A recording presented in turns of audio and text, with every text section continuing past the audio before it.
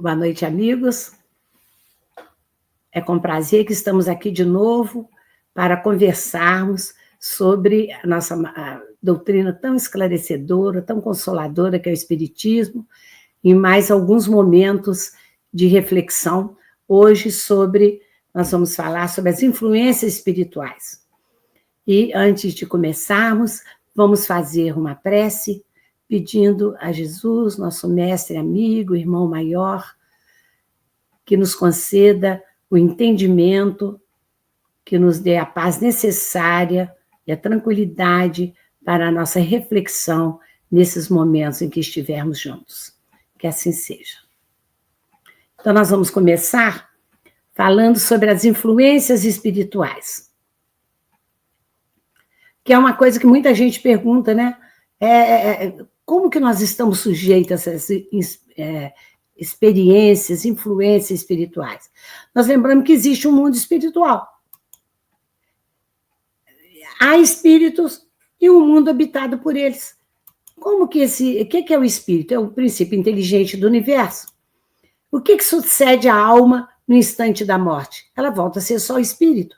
Isto é, ela volta para o mundo que é o real, né? Que é o mundo dos espíritos, de onde ela saiu nos momentos só para reencarnar. Então, o mundo espiritual, ele é, vamos dizer assim, frequentado, habitado pelo mesmo homem da Terra, só que perdeu o corpo físico. Mas ele nem por isso ele vai ser melhor ou pior do outro lado, ele vai ser o que ele era aqui, né? E as pessoas perguntam, e Kardec perguntou, os espíritos veem tudo que fazemos? Veem, pois que eles constantemente nos rodeiam, estão à nossa volta. Cada um, porém, eles não ficam olhando tudo, só o que interessa a eles, não se ocupa de tudo que está à sua volta. Esses espíritos podem ver os nossos pensamentos mais secretos? Sim, e muitas vezes eles chegam até aqueles que a gente desejava ocultar da gente mesmo, que não são bons pensamentos que passam pela cabeça, e nem atos, nem pensamentos a gente pode esconder deles. E eles influem nos nossos pensamentos, em nossos atos. E olha a resposta que a gente obtém quando Kardec perguntou isso. Muito mais do que imaginais, pois com bastante frequência são eles que vos dirigem. Aí que entra uma parte interessante e importante, né? Que tipo de espírito com que eu estou me comunicando, que eles ficam perto de mim? Nós vamos falar nisso daqui a pouco. E vamos lembrar que tem um mundo físico também. Temos um mundo físico e um mundo espiritual. O mundo físico é uma população enorme, mais de 8 bilhões de habitantes tem a Terra, né? E nós vivemos num mundo globalizado, com uma grande rede de informações, praticamente sem privacidade. Hoje, tudo que você fala ou escreve e vai para a nuvem e fica lá. E todos podem acessar. Então, são situações, às vezes, complicadas, tanto para as pessoas físicas, com fotos, mensagens, dados, como pessoas jurídicas. Divulgação de dados, pesquisas, descobertas, que tem um lado positivo e um lado negativo também. E as comunicações são cada vez mais rápidas. Os meios de transporte são mais rápidos e acessíveis. A internet, a telefonia móvel, a inteligência artificial, os satélites artificiais, as emissoras de rádio e TV fazem com que nós tenhamos uma comunicação imediata do fato que está acontecendo. Se eles soltam uma bomba, um míssil, lá no Oriente, nós estamos aqui, sabemos exatamente, acompanhando na hora o que está acontecendo. O que gera também muita ansiedade, né? Esse aspecto. Mas o homem é um animal gregário, ele precisa de viver em sociedade, para o seu progresso e de outros. Para isso nós reencarnamos, não só para o nosso progresso individual, mas para nós progredirmos em conjunto, todos os seres humanos. Então, existe a lei da sociedade, que é uma das leis divinas, que é eterna e imutável, que nós encontramos lá no Livro dos Espíritos, onde Kardec pergunta se a vida social está na natureza, quer dizer, é uma lei divina. Ele fala, sim, Deus criou o homem para viver em sociedade, juntos uns com os outros. Ele não e deu inutilmente a palavra, por exemplo, e outras faculdades necessárias a uma vida de comunicação com o próximo, com o outro. O isolamento absoluto é contrário à lei da natureza? Sim. E muitos indivíduos pensam, por eles viverem isolados, em claustros, em vários locais, até em comunidades mesmo, cada um isolado do outro, isso é mais relevante para Deus, se eles julgam que isso é um sentido de maior progresso moral, mas os espíritos dizem que não, que os homens devem buscar instintivamente viver em sociedade para contribuir e concorrer para o progresso do nosso país, do nosso mundo, e nosso país também. Mas, às vezes, a necessidade de estar só, para refletir, para orar. E até Jesus, quando esteve entre nós, em vários momentos ele esteve orando.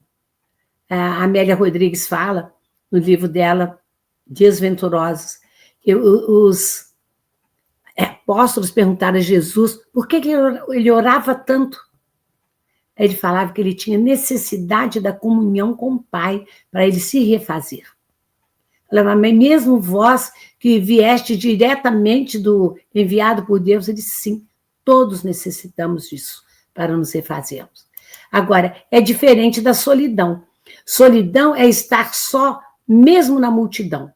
É o indivíduo se isolar tanto que ele não consegue se comunicar, né, espiritualmente, ou mesmo do ponto de vista físico com o próximo. Agora, se ele tem fé, se ele tem esperança, ele vai se lembrar que Deus está sempre conosco. Jesus mesmo disse que estaria conosco até o fim dos tempos. Então, não há necessidade da gente sentir essa solidão, porque nós não estamos sós. É uma coisa que a gente não pode esquecer. Nós não estamos sós. O mundo espiritual, ele está em nossa volta. Ele está presente em torno de nós, quer a gente o veja ou não, né? Então, nós estamos rodeados de espírito, independentemente de sermos médios ou não. De sermos médios, estamos ou não no exercício dessa função mediúnica. Os espíritos estarão perto de nós, de qualquer forma. E a sua influência se faz sobre os nossos pensamentos, nossos atos, tudo dependendo de uma afinidade, de uma sintonia que a gente estabeleça com eles. Paulo já falava na sua carta aos Hebreus que nós estamos rodeados de uma nuvem de testemunhas, ou seja, que estão sempre nos acompanhando.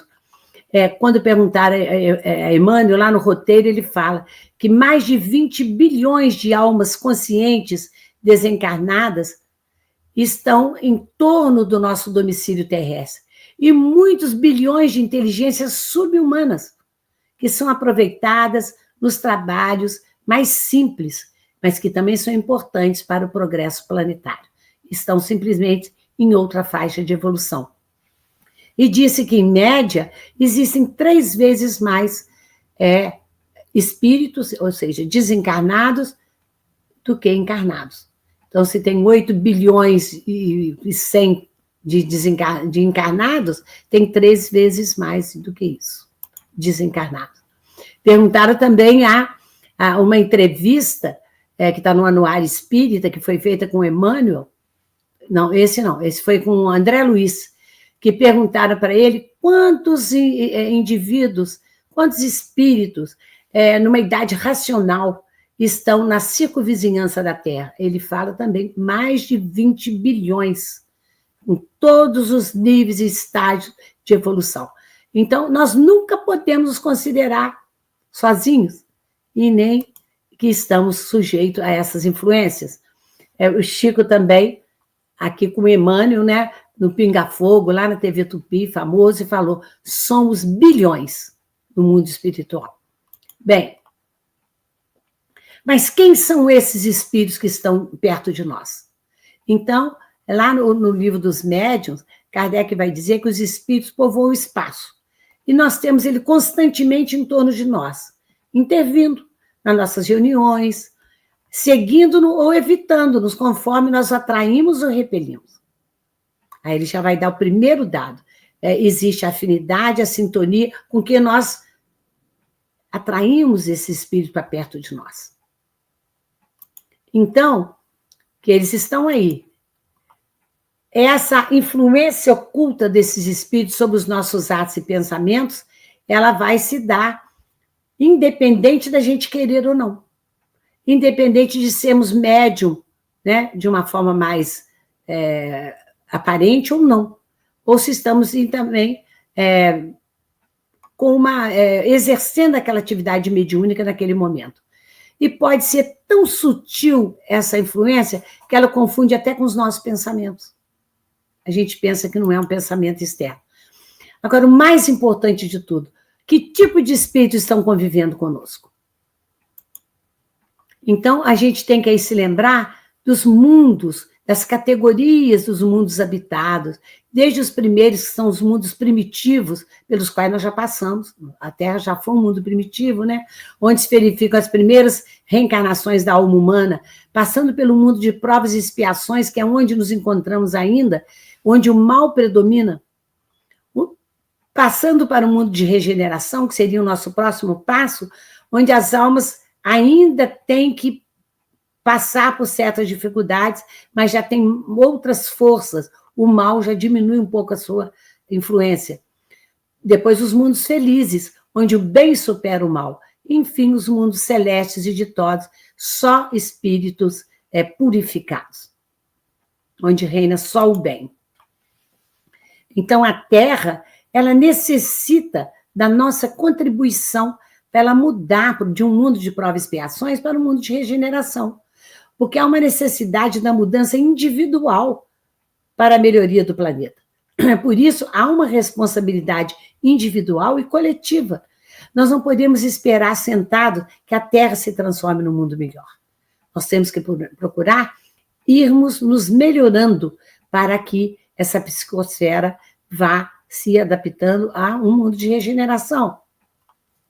Por isso que lá no livro dos médiuns, Kardec volta a considerar. Ele fala assim, consideremos agora o estado moral do nosso planeta, quer dizer, mundo de provas e expiações, e compreenderemos de que gênero devem ser os que predominam entre os espíritos errantes. Esses espíritos errantes são os espíritos não encarnados, que vivem no mundo espiritual e que vão um dia reencarnar. Esses são os espíritos errantes. Então, não é espírito evoluído. Porque o espírito dos homens que desencarnam são dos mesmos que eram encarnados. Não vai haver uma melhoria simplesmente porque passou do outro lado do túmulo. Não é? Isso é que nós devemos considerar. Porque nós vivemos todos interligados numa rede, numa teia de pensamentos que são emitidos e absorvidos. Vivemos constantemente emitindo e absorvendo pensamentos com aquele com quem nós convivemos. E Kardec falou que iria parafrasear um dito comum. O dito comum é: diga-me com quem andas, eu te direi com quem és. O que és? Diga-me com quem andas, eu te direi quem és. Aí ele falou assim: diga-me o que pensas, e eu te direi com quem andas.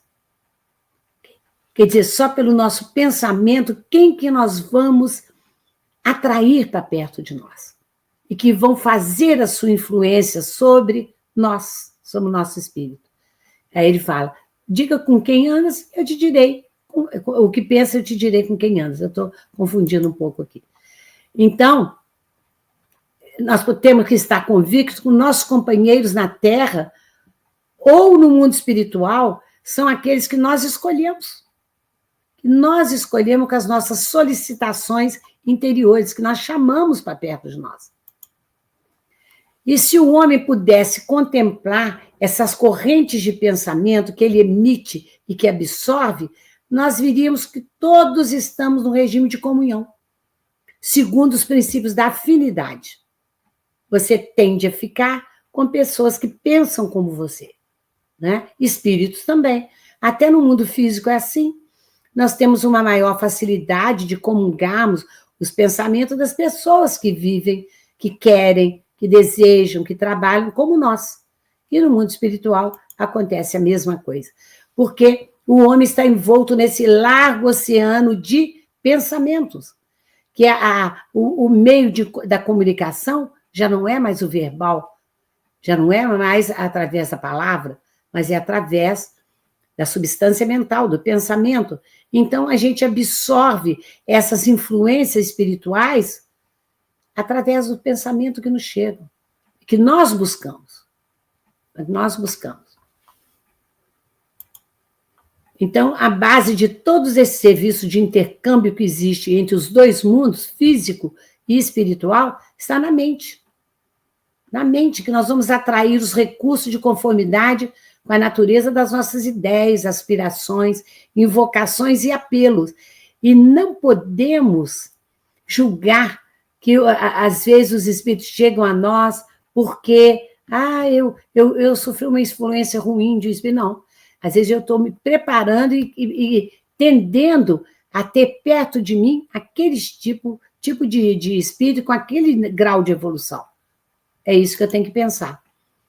Até porque as ondas do pensamento são diversas. Dos espíritos evoluídos e dos espíritos em evolução, os espíritos evoluídos têm ondas curtas e rápidas de pensamento. E os seres em evolução têm ondas largas e lentas do pensamento. Então, nós temos que nos prepararmos para nós podermos compreender que tipo de onda nós estamos querendo se aproximar de nós. A influência dos espíritos pode ser boa ou má, pode ser sutil ou oculta, e pode ser claramente percebida. Pode ser fugaz, rápida, de um instante ou outro, ou duradoura. Então, tem no livro de Humberto de Campos, Cartas e Crônicas, tem um caso do Custódio Saquarema, que ele vai falar sobre a influência sutil. Essa influência sutil, ele fala a respeito de, no mundo espiritual, ele encontrar esse ex-amigo dele terreno, Custódio Saquarema, que ele falou, vou te contar uma história que aconteceu comigo para você levar para os seus leitores. Eu nasci num lar espírita. Depois, lá pela puberdade, eu me afastei do espiritismo. Em várias ocasiões, me chamaram para voltar de novo, familiares, pai, mãe, amigos, mas sempre tinha uma voz falando que não era a hora. Quando eu era muito jovem, eu falei, não, você tem que aproveitar a vida, a praia, o sol. Depois que ele se formou, eu falei, não é hora disso, é a hora da sua profissão. Depois ele voltava a sentir uma voz falando com ele assim, você tem que cuidar da sua família, está na hora de você juntar os seus haveres, você fazer fortuna, e ele fez. E ele fez fortuna. E quando velho, que ele quis voltar para o espiritismo, se preocupar com as coisas espirituais, aquela voz falou com ele, que isso, Custódio, já passou o seu tempo. Então, aí é um comodismo. Ele falou, aquela voz, aqueles espíritos que me tiraram a concentração de eu praticar o que o espiritismo pregava, eles não fizeram nada de mal comigo. Ninguém achava que eu estava obsidiado. Não, eles só agiram no meu comodismo, de eu não querer mudar tudo aquilo que o mundo físico queria me oferecer e que eu achei que era mais importante. Tem um outro livro que dá um exemplo de uma influência muito clara, que é o livro Dramas da Obsessão, que é trazido pelo espírito Bezerra de Menezes, pela psicografia de Ivone Amaral. É um caso de vingança entre indivíduos que estavam há 4 séculos antes, eles tiveram um grande embate na época da Inquisição entre católicos e judeus, e eles foram atos terríveis de morte e tudo, eles prometeram vingança, e eles continuaram encarnando, desencarnando, naquela vingança terrível, num ódio terrível. E era uma influência clara. Esse Leonel, desde criança, ele era atormentado, ele se julgava no chão, ele quebrava tudo dentro de casa, ele esmurrava pai, mãe, era perdido. No final das contas, ele se casou e ele substituir essa influência dele por uma influência no jogo. Aí, o que aconteceu? Ele foi para o jogo, quando ele não tinha mais dinheiro para jogar, ele começou a subtrair esses haveres da empresa onde ele trabalhava. E ele acabou, por medo de ser preso, ele suicidou. Então, eles levaram uma influência clara que levou ao suicídio, levou um filho, uma filha dele também, e 2 outros filhos tentaram suicídio, mas sem conseguir. E chamaram Bezerra de Menezes para resolver essa questão. E sabe qual foi a solução? Eles reencarnarem juntos para diluírem esse desejo do ódio, da vingança, eles reencarnarem na mesma casa, no mesmo lar. Então, essas modalidades de influência podem ser várias. A telepatia, por sugestão hipnótica, por pressentimentos, né? Então, eles podem agir direto no cérebro do indivíduo, do espírito desencarnado. E o pressentimento é uma coisa muito interessante, que é uma intuição vaga das coisas futuras. Porque nós sabemos que nós, quando reencarnamos, temos o esquecimento do passado. Mas, às vezes, isso volta como flashes na nossa vida. A gente se lembra de alguma coisa, lembra alguma coisa que a gente soube fazer, de alguma pessoa, o déjà vu, que é aquele que você se sente numa situação que parece que você viveu, e provavelmente viveu em outra existência, né? É como se fosse uma dupla vista que permite entrever as situações atuais ou não. Agora, tem a influência negativa também. A influência negativa se faz por esses espíritos perturbadores, através de fluidos anestesiantes, de soníferos, de deprimentes, fluidos bloqueando até a ação das criaturas, chega a levar o indivíduo para a cama, ele se sentir incapaz de trabalhar, de cuidar da casa, de cuidar da família. Ela é consequência, sobretudo, da invigilância mental e do comodismo.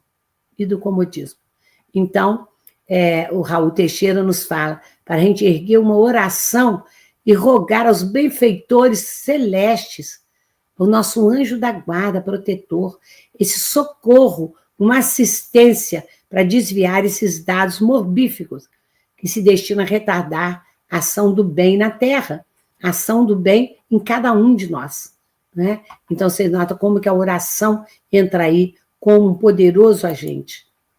Então, é o mau gênio chamado, ou espírito imperfeito, que muitas vezes era chamado de demônios, né? Que nós sabemos hoje que são simplesmente irmãos nossos equivocados, que ainda não conheceram a Deus, Jesus, a possibilidade que eles têm de se melhorar. E podem exercer uma influência negativa, e nós vemos aqui como que ela se faz pela afinidade. Um espírito que desencarnou, que gostava de consumir os alcoólicos, ele vai ficar chegado a indivíduos que consomem.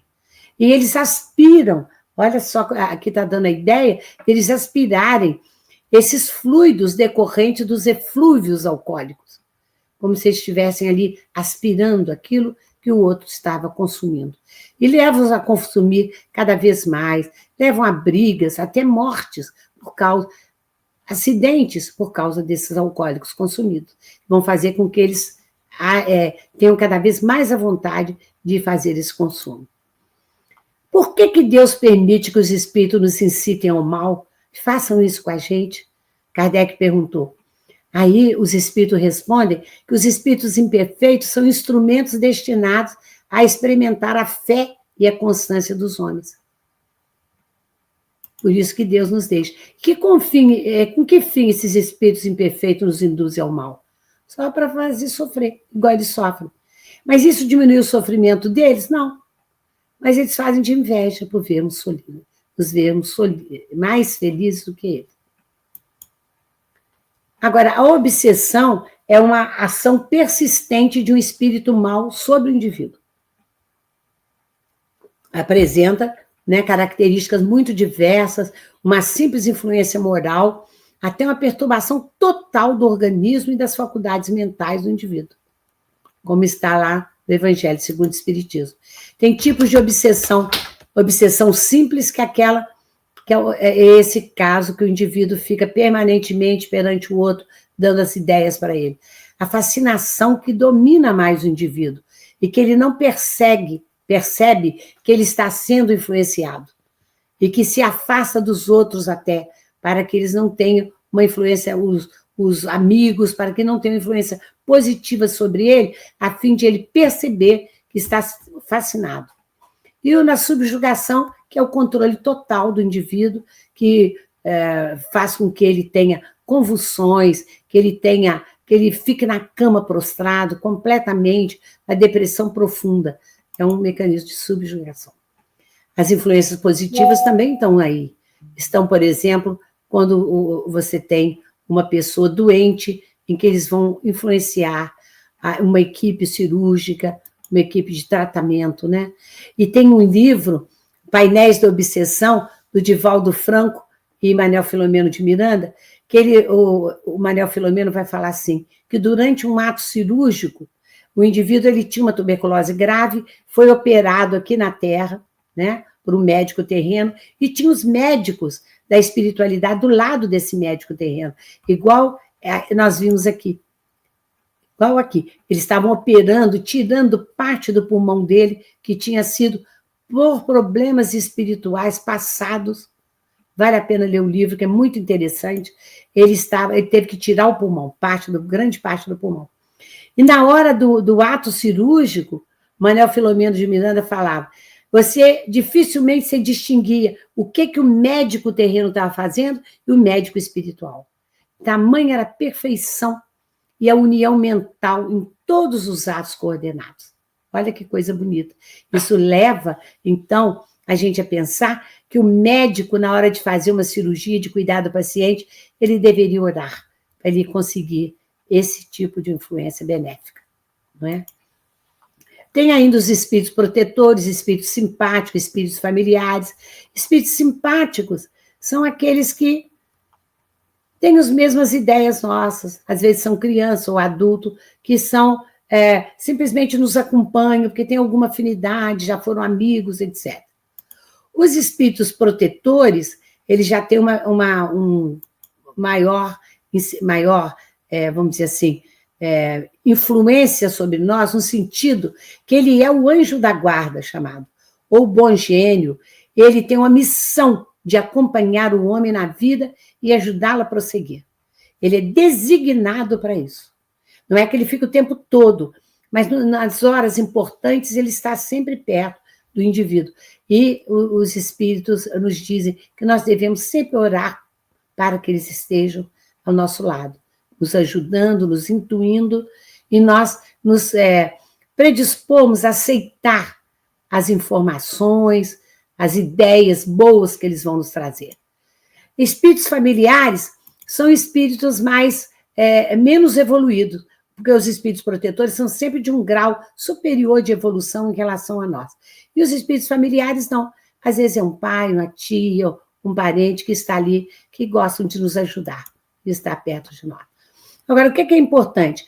O que nós podemos fazer para neutralizar a influência dos maus espíritos? Lá em Mateus, tem a resposta que Jesus nos deu. Vigiai e orai, para que não entreis em tentação, para que você não atraia os espíritos que te levem às más condutas, né? E por isso, nós lembramos que o que é vigiar? Vigiar é vigiar a palavra, a conversação. Mas nós vemos lá no Obreiros da Vida Eterna, na obra de André Luiz, Chico Xavier, quando ele fala o seguinte, que no estado atual da educação humana é muito difícil alimentar por mais de 5 minutos uma conversação digna e cristalina numa assembleia superior a 3 criaturas. Ou seja, reunir-se 3 pessoas, em 5 minutos já está aquela conversação já está descambando para um lado não muito positivo. E nós temos que ter atenção para isso. A leitura é importante, o que nós lemos, né? Os ambientes que frequentamos, o pensamento que nós temos e a nossa vontade de fazer o bem. Isso tudo nos leva, toda essa atenção aqui, para termos bons, vamos dizer assim, bons espíritos nos auxiliando na nossa vida. Então, Emmanuel diz também que vigiar não é só parar e ficar, não. Ali, eu vou vigiar, então não vou fazer nada, não vou sair de casa, eu vou ficar sem comunicação com os outros, para eu não pecar, como dizem. É cuidar, é trabalhar, defender-se, é orar, né? Aquietar-se, comungar com o poder divino, ajustando-se, sobretudo, no trabalho do bem. Essa é uma grande forma que ele fala, a mais alta forma de vigiar e orar para não cairmos em tentação é trabalhar para o bem. Trabalhar para o bem. Então, como pode o homem se afastar dos maus espíritos que incitam o mal? Ele pode se ele não atrair. Porque ele só se liga aos que solicitam por seus desejos ou atraem por seus pensamentos. Por que meios podemos neutralizar? Praticando bem. É a primeira coisa. Guardar, prestar atenção nas sugestões dos bons espíritos. Se nós estamos ligados a ele, vai chegar essas boas sugestões. Mas desconfiar daqueles que vêm exaltar o nosso orgulho, porque eles podem estar atacando o nosso ponto fraco, que seria, então, um comodismo ou a vaidade, o orgulho. É por isso que Jesus, na oração dominical, no Pai Nosso, ele nos ensinou para a gente orar sempre. Senhor, não nos deixeis cair em tentação, mas livrai-nos do mal. Então, aqui nós terminamos a nossa reflexão de hoje sobre as influências espirituais. E vamos ficar atentos. Vamos ficar atentos porque os bons espíritos, nosso anjo da guarda, eles estão tentando nos passar boas informações. Nós temos que nos ligarmos a ele através da afinidade, estabelecer a sintonia para que essas boas dicas de vida cheguem até nós. E nós agora vamos encerrar o nosso estudo de hoje, agradecendo a Jesus a oportunidade que tivemos de sermos alertados para qual deve ser a nossa conduta nesse mundo ainda de provas e expiações em que nós nos mantemos e ficarmos atentos para as influências que nós recebemos.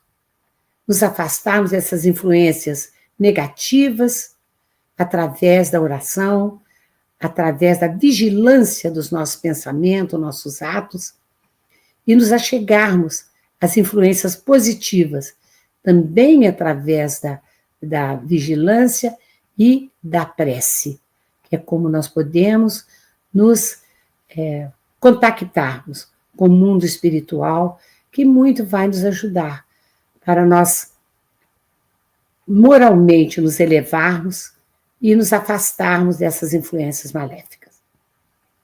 Para isso nós pedimos que Jesus fique conosco, hoje e sempre. Que assim seja.